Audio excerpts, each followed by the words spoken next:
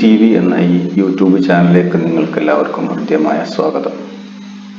ഇന്ന് ഈ ഒരു പ്രത്യേക സാഹചര്യത്തിൽ പഠനവും ബോധനവും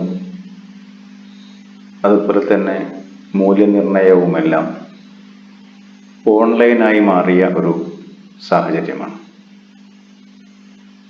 ഇതിന്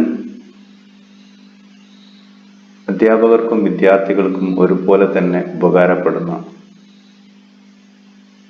ഒരു ഫ്രീ സോഫ്റ്റ്വെയർ പരിചയപ്പെടുത്തുക, അതിൻ്റെ പ്രവർത്തനം എങ്ങനെയാണ് എന്ന് മനസ്സിലാക്കുക എന്ന ഉദ്ദേശമാണ് ഈ വീഡിയോ ചെയ്യുന്നതിൽ കൂടി ഇന്ന് ലക്ഷ്യം വെക്കുന്നത്.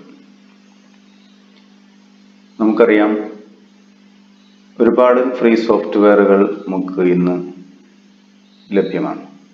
ഉപയോഗിക്കാൻ ഏറ്റവും എളുപ്പമുള്ളതും പെട്ടെന്ന് കാര്യങ്ങൾ ചെയ്യുവാൻ സാധിക്കുന്നതുമായ ഒരു സോഫ്റ്റ്വെയറാണ് ഗൂഗിൾ ക്ലാസ് റൂം.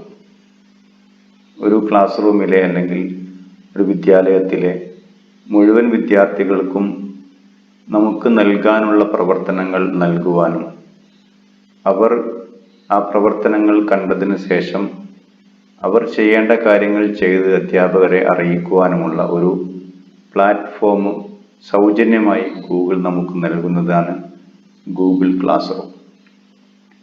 ആ ഒരു ആപ്ലിക്കേഷൻ എങ്ങനെയാണ് ഉപയോഗപ്പെടുത്തുക, എങ്ങനെയാണ് അതിൻ്റെ പ്രവർത്തനം എന്നതിനെക്കുറിച്ച് പരിചയപ്പെടുത്താൻ വേണ്ടിയാണ് ഇന്ന് ഞാൻ ഈ വീഡിയോ ചെയ്യുന്നത്.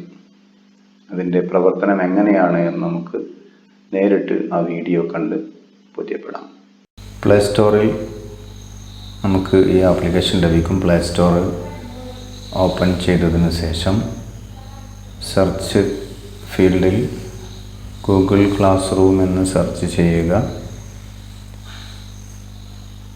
ഇപ്പോൾ ലഭിക്കുന്ന സോഫ്റ്റ്വെയർ ഇൻസ്റ്റാൾ ചെയ്യുക. ഇൻസ്റ്റലേഷൻ കഴിഞ്ഞാൽ ഓപ്പൺ ചെയ്ത് നമുക്ക് ലഭിക്കുന്നത് ഈ ഒരു ഇൻ്റർഫേസ് ആയിരിക്കും. അതിൽ ഗെറ്റ് സ്റ്റാർട്ടഡ് ക്ലിക്ക് ചെയ്തതിന് ശേഷം നമ്മുടെ ഇമെയിൽ ID വെച്ച് അതിൽ ലോഗിൻ ചെയ്യുക. ശേഷം ലഭിക്കുന്ന ഇൻ്റർഫേസ് ഇങ്ങനെയാണ്.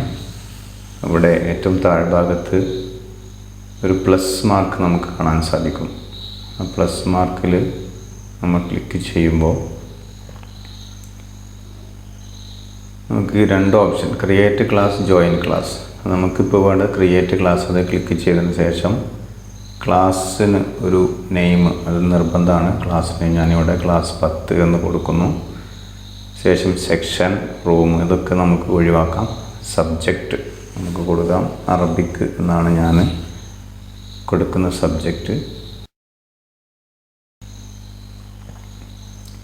എന്നിട്ട് ക്രിയേറ്റ് എന്ന് കാണുന്ന ഏറ്റവും മുകളിൽ കാണുന്ന ബട്ടൺ അമർത്തുമ്പോൾ ഒരു ക്ലാസ് റൂം നമുക്ക് ക്രിയേറ്റ് ചെയ്യപ്പെട്ടതായിട്ട് കാണാൻ സാധിക്കും.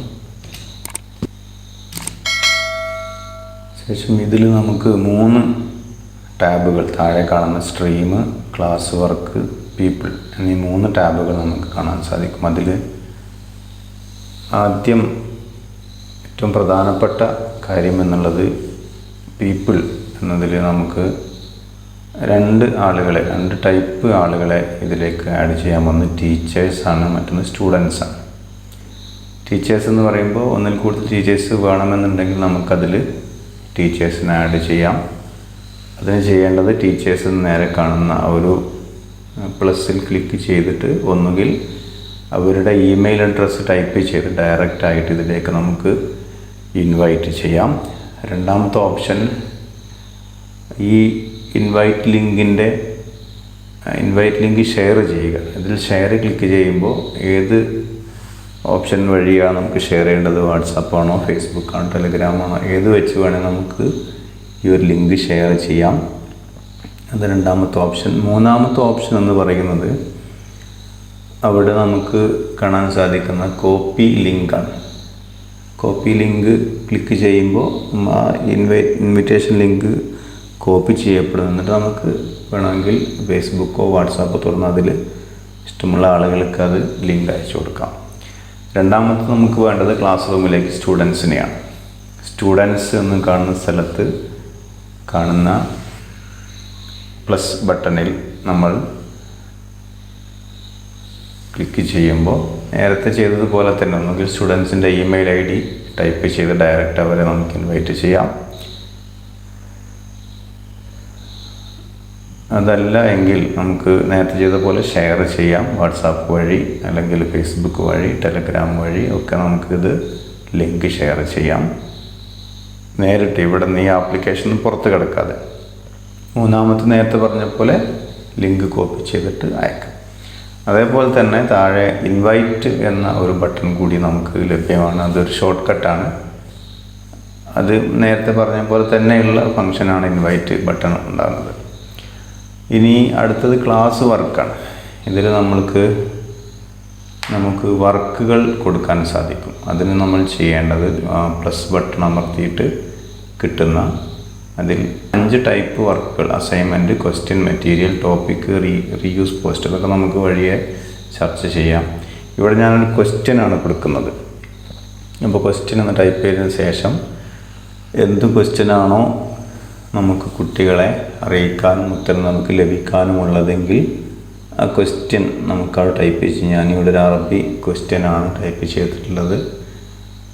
ക്വസ്റ്റ്യൻ എന്ന ഫീൽഡിൽ ടൈപ്പ് ചെയ്ത് പിന്നെ പോയിൻ്റ് വാല്യൂ എത്ര പോയിൻ്റ് 100 പോയിൻ്റ് വരെ അതിൽ കൊടുക്കാൻ സാധിക്കും. ഞാനിവിടെ അതിന് 1 പോയിൻ്റാണ് കൊടുത്തിട്ടുള്ളത്. അൺഗ്രേഡ് ആയിട്ട് നമുക്കതിന് ചെയ്യാൻ സാധിക്കും. ശേഷം ഇതിന് ഡ്യൂ ഡേറ്റ് വേണമെങ്കിൽ നമുക്ക് വെക്കാം. ഓഗസ്റ്റ് 31 മുമ്പ് എനിക്ക് കിട്ടണം. ടോപ്പിക്ക് വേണമെങ്കിൽ അതിന് ടോപ്പിക്ക് നമുക്ക് കൊടുക്കും. ഞാനിവിടെ അതിന് യൂണിറ്റ് 1 എന്ന് വെറുതെ ഒരു ടോപ്പിക് എന്ന നിലക്ക് കൊടുക്കുക. ശേഷം അത് സേവ് ചെയ്ത് വരുമ്പോൾ എന്നിട്ട് സെൻഡ് എന്ന ഒരു ബട്ടൻ്റെ ഒരു ഐക്കൺ അവിടെ കാണാൻ നമുക്ക് സാധിക്കും.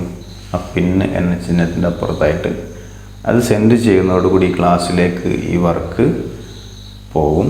ആ ക്ലാസ്സിൽ ഉൾപ്പെടുന്ന മുഴുവൻ കുട്ടികൾക്കും ആ ഒരു ചോദ്യം കാണുവാനായിട്ട് സാധിക്കും. ഇത്ര എളുപ്പത്തിൽ എല്ലാ കുട്ടികൾക്കും ഈ ഒരു വിവരം നമുക്ക് എത്തിക്കാൻ സാധിക്കുമെന്നുള്ളതാണ് ഈ ഗൂഗിൾ ക്ലാസ് റൂമിൻ്റെ പ്രത്യേകത. രണ്ടാമതായിട്ട് അസൈൻമെൻറ്റ് നമുക്ക് വേണമെങ്കിൽ കൊടുക്കാം. അസൈൻമെൻറ്റ് ക്ലിക്ക് ചെയ്യുന്നു. അതിൽ ടോപ്പിക്ക് കൊടുക്കാം, ടൈറ്റിൽ കൊടുക്കാം. ഒക്കെ നേരത്തെ ക്വസ്റ്റ്യൻ ചെയ്തതുപോലെ തന്നെയുള്ള ഒരു പ്രവർത്തനമാണ് അതിലും നമ്മൾ ചെയ്യേണ്ടത്.